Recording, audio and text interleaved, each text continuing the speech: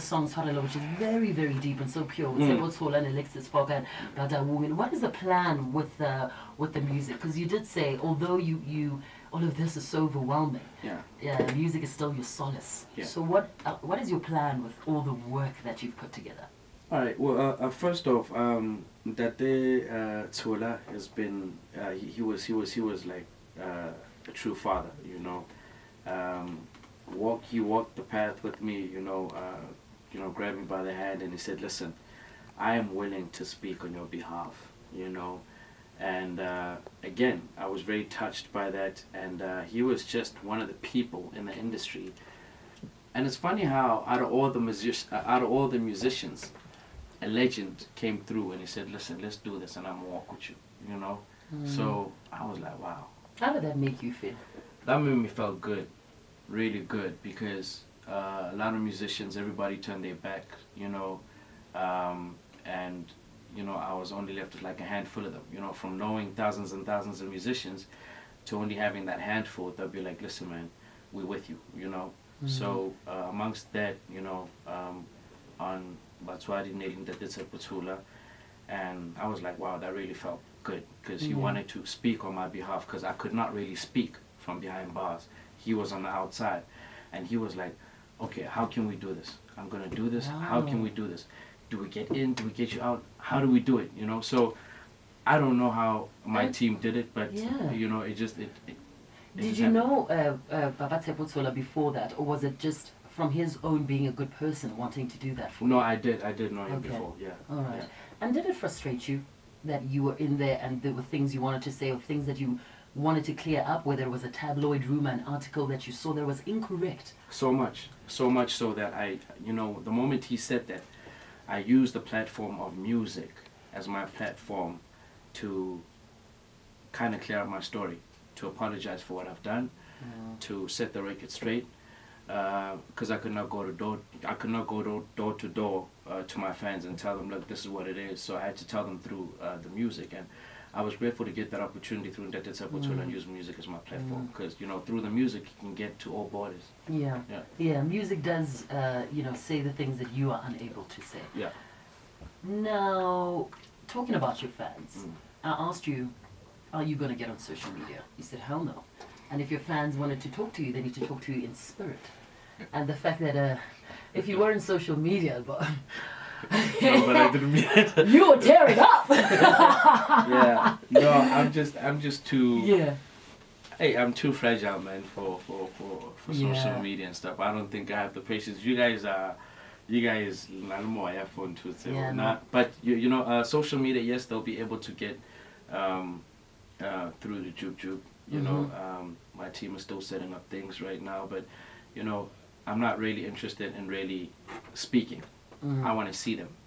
So by seeing them, they can obviously get through to us on Jub bookings at rarebreedent.co.za, Jub bookings at rarebreedent.co.za, because that's what's most important for me. Me seeing them, then they'll hear me through the music. That's good.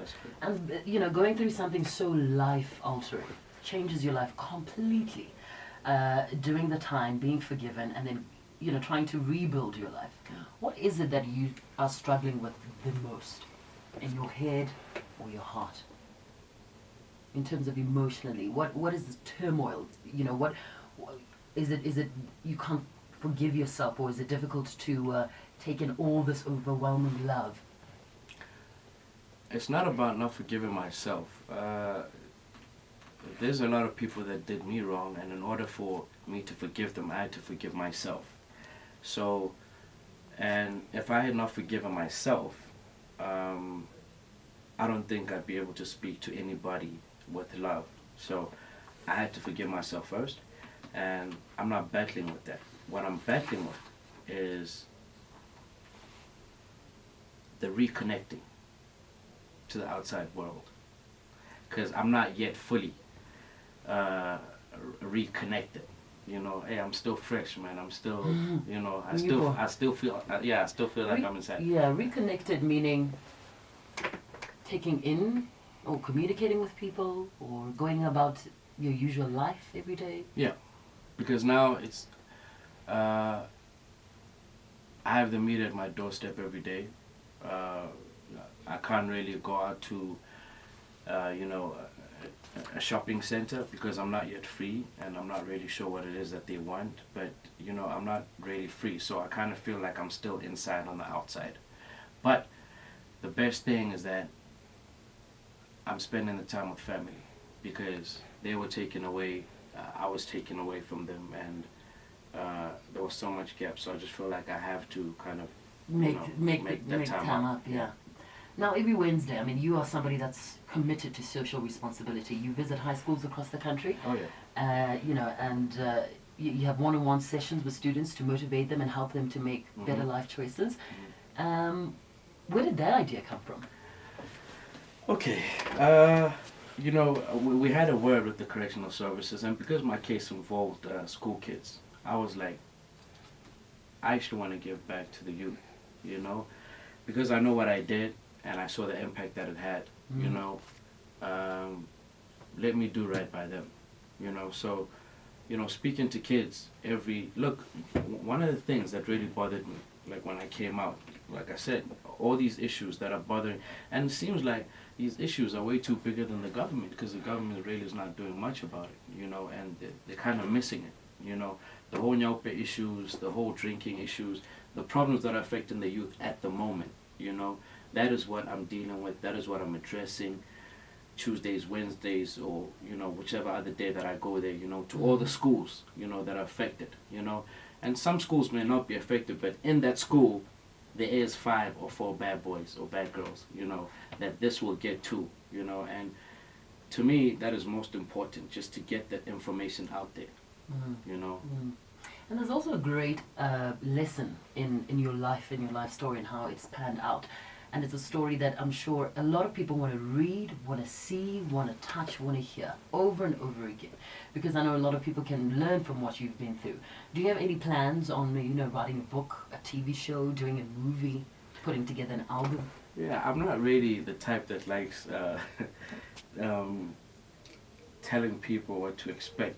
With me, you know, I just rather like surprising. But since you said it, like I said, when I was inside, I spent a lot of time writing. So, which is the book that's coming out, and everything, everything that they want to know, everything that they've ever asked themselves questions about, they'll find it in that book and in the movie. And I'm not gonna say exactly when it's coming out, but it's there, and I mean everything, you know, because some things I don't want to talk about, you know, but yeah. Yeah. And you are married? And I like it. Yeah. But tell me, you know, you said there's so much that has changed in Johannesburg, right? Nothing has changed. Yeah. What else have you seen that you like? Oh, but this wasn't here, but that wasn't there, but this. Lots of things have changed, by the way. All the different buildings that have just popped up out of nowhere. Yeah. Well, the roads have got more potholes than you know than I went in. You know. Yeah. And what else, man? And I guess, I mean, this building looks different as well, you know. And that's it. I mean, I haven't really seen much people. I mean, I've only seen, you know, just my production team, you know, and well, my fans and stuff, but really